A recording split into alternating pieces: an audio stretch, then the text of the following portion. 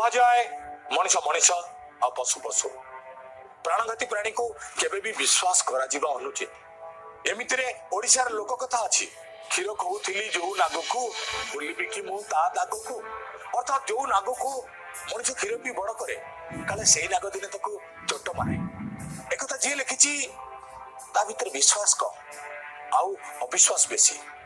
किछि क्षेत्र रे तांको कथा को हित उपदेश बोली मानिबा को पड़िबो। अनेक क्षेत्र रे एमिति हिची पोसा बागटी ता मालिक को मार देछि पोसा नागुलीटे ताको क्षीरदान करिथिबा उदार हृदयर लोकटाको विषाक्त विषय भरी देछि आ से मृत्युवरण करिछि। किंतु ना अपेक्षा हर संख्या बेसी संकीर्णता अपेक्षा उदारतार स्थान आम निकट में बहुत बेसी। एवं नजर पकातु गोटे वीडियो उपरे।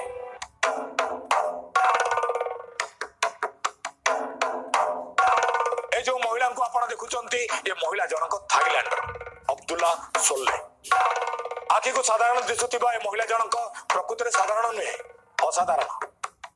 आपण कहबे केमिति देखंतु आज्ञा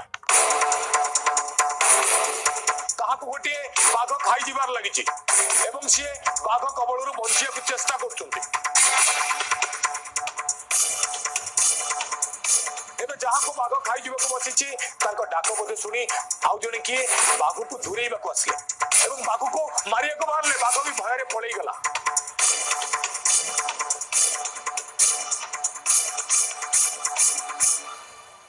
प्रश्न उठुछि गोटे लोक मारुथिला आ गोटे लोक हाथ देखैला बाघ पळेला कथा कोन प्रकृति रे जहा को बाघ मारुथिला से जनक आउ के नुह अब्दुल्ला सोल्ले मारु नथिला आज्ञा बाघ ता मालिकानी संगे गेल खेलुथिला।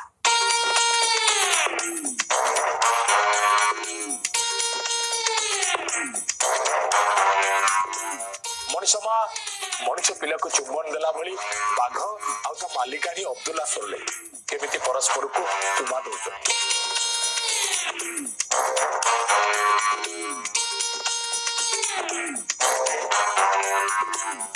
अब्दुल्ला सोल्ले को कहिबा कथा मोर सारा दिन सारा राति ए बाघ सहित बीते केबे जदी डेरी राति रे बाघ को सेवा देई मते ता पखुर घर को जीवा को पड़े सेतबळे से अभिमान करे आ मते देखु देखु आगे मो ऊपर को डेई पड़े सेमति गोटे डेई पड़िबार दृश्य भी देखो।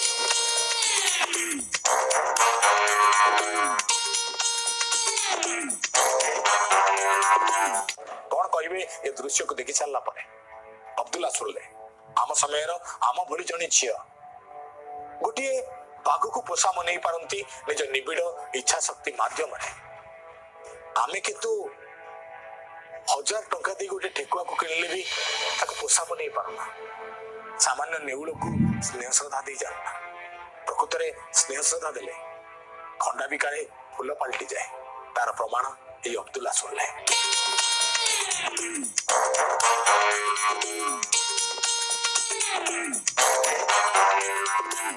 दर्शक बंधु देखुथिले सुंदर वीडियो एबे किंतु समय आइछि आपण मानकठु विदाय नबार ए शरणार बिंदु को आपण माने आपण मानक प्रिय कार्यक्रम विचित्र ब्रह्मांडरू